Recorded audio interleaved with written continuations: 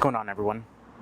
I thought I'd take some time on my birthday to make a little video and just speak about life. For anyone that follows me when I stream, you'll know that I do this often. I just talk about life. And I think we don't get a lot of that on social media. I really don't like social media because of that. But it's very easy to get caught up in like everybody's achievements and all the happy things they share on social media, but we often don't see like all of the days where those happy things are not at the forefront of their mind. The negative mental health and all of those things. No one really speaks about that, and I want to change that as much as possible. I really appreciate transparency and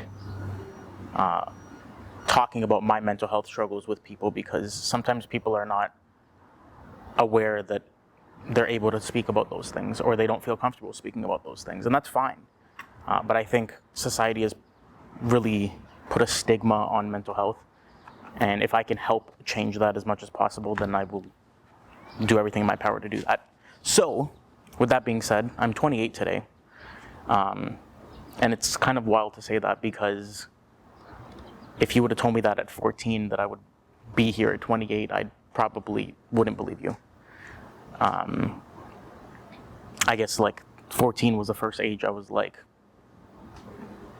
depressed and a very anxious person. I was always a nervous kid growing up, but the more I've kind of dived deep into that, I think I was just an anxious kid and I didn't know what anxiety was. So I didn't really know what to do with that anxiety. And when I was in school for many years growing up, I would constantly like throw up. My stomach was just never happy, and it manifested itself as, like, my anxiety manifested itself as me being sick to my stomach. Not much has changed. I don't really throw up as much anymore, but my anxiety is bad enough that it triggers IBS pretty consistently. So that's something that I struggle with and have struggled with for about 5 years of my life. It was to the point where I was like cramping really badly, and I was in and out of the ER like 7 or 8 times in a year. It's a little bit more managed now, but I still have like really bad anxiety about like going out for prolonged periods of time without like a bathroom readily accessible and all of those things. And like obviously other things have propped up because of that too. Stress has manifested itself as psoriasis. I have, it's not bad right now, you can't really tell right now, but my skin like breaks out and dries really, really badly. But I want to more so speak about therapy, because I've been in and out of therapy for 4 years. I've tried a few different therapists. Some of them like worked for me, some of them didn't, but I've been with my most recent therapist for about 1.5 years. And it's really helped open my eyes to a lot of things that I didn't even realize about myself. Like things about my upbringing that affect me up until this day that I had no idea were like things that had that much of an effect on me. And I think it's important, at least for me it is, to be going to therapy, and I'm glad I'm still going to therapy. I go bi-weekly, and I've been seeing this therapist for 1.5 years since last May. And I just want to make it clear to everyone that, like, obviously, I don't think everybody needs therapy. I think everybody could benefit from therapy, but not everybody needs therapy. I've tried medication, I've tried therapy, I've tried a mixture of both. And currently I'm not on any medication for my depression or my anxiety. But I am in therapy, and I really do think it has made an effect on my life, especially in the past year, especially after losing my job, and especially after being unemployed for the past year. Those things obviously like take a toll on you, right? Like I would be lying if I said I don't have imposter syndrome like every single day. I was employed for however many years at different companies, and now I can't even get companies to call me back for an interview most of the time. I've applied to hundreds and hundreds and hundreds of jobs. I've made portfolios. I've done projects for them, unpaid projects for them that have then led to like cookie cutter rejection emails. And it's mentally taxing. Like it's very taxing to do all of those things, and then at the end of the day, be in the same spot you were before you applied. So that has obviously taken a toll on my mental health as well. I try really hard to not make not having a job my identity, if that makes sense, because it's very easy to not have a job, not get callbacks, not get interviews, and internalize that as I'm shit at this, I am not good at this, I have no worth in my life because I don't have a job. And I think that has to do with societal pressures, right? We're brought up to think that if you don't have a job, you're not contributing anything to society. Because money rules everything.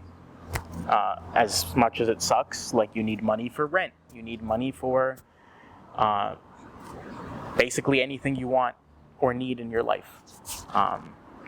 So it sucks that that's sort of like how money has been presented into our lives and how much it really rules everything around us. But I'm trying really hard to keep looking for a job, obviously, because I need a job, because I need money, but not let it get to the point where I'm constantly thinking my life is nothing because I don't have a job. I'm alive at 28 years old. And for some people, that's probably not an achievement. But I have had really bad mental health for a really long time. And I've often thought that the easy way out of life was to... I'm trying to skirt around the word so social media doesn't delete this video, but unalive.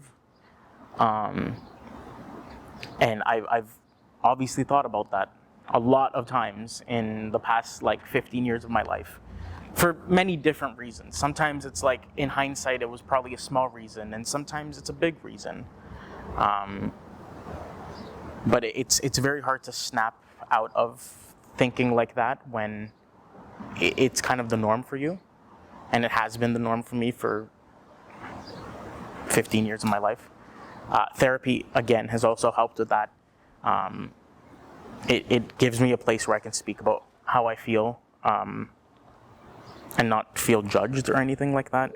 And I think that's important. Whether you get that in therapy or you get that in a friend group or you get that somewhere else in your life, it's important to feel like you can speak about how you feel and not be judged.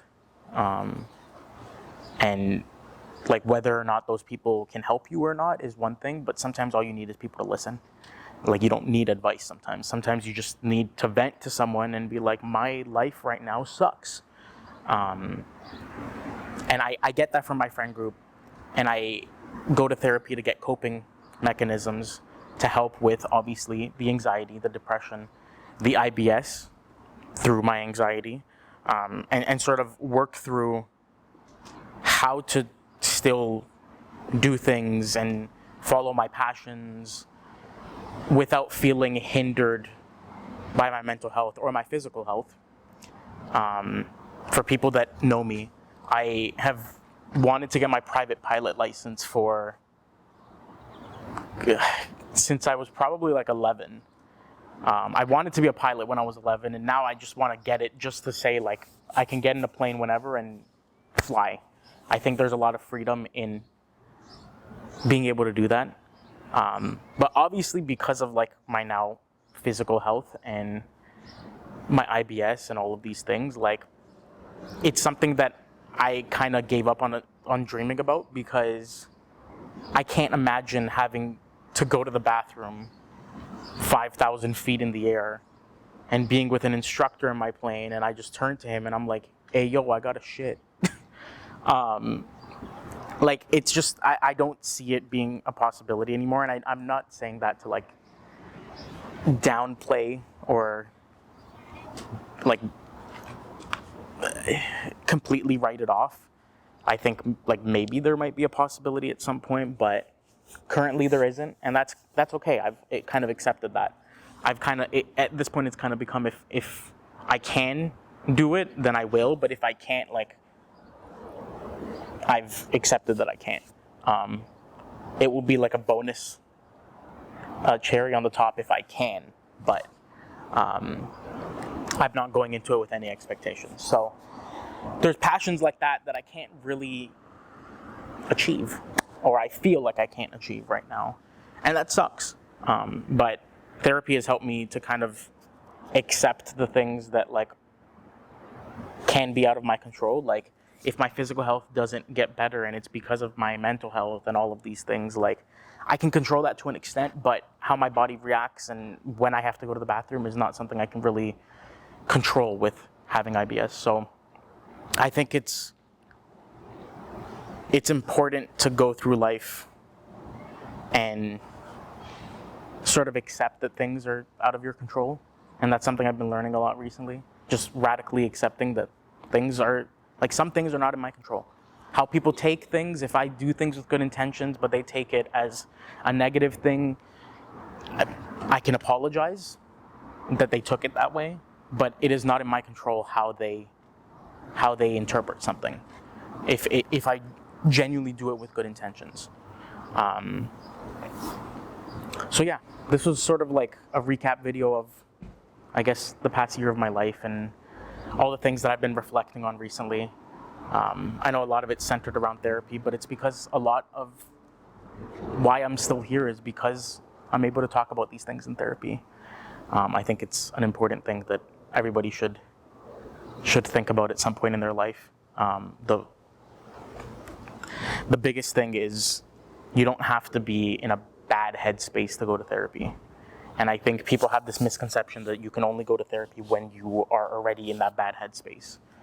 It's not true, because there's a lot of things you can learn about coping mechanisms just in general to avoid getting into a bad headspace or avoid getting that badly into that headspace. And before I go, I will leave you with my favorite quote from therapy that I learned many years ago. You did the most you could with the information you knew at the time. So don't beat yourself up today about something you did years ago that now you think you should have done differently. You did what you could in the time. You might have not had all the information you needed to get to that conclusion, but you learned from it. And after being on this earth for 28 years, I've learned a lot about many different things, and I'm sure everyone else who's watching this has as well. I appreciate you in my life. Thank you for being either a small part of it or a big part of it. It all counts. I think every interaction with every human being that we've ever had has some sort of effect on our lives.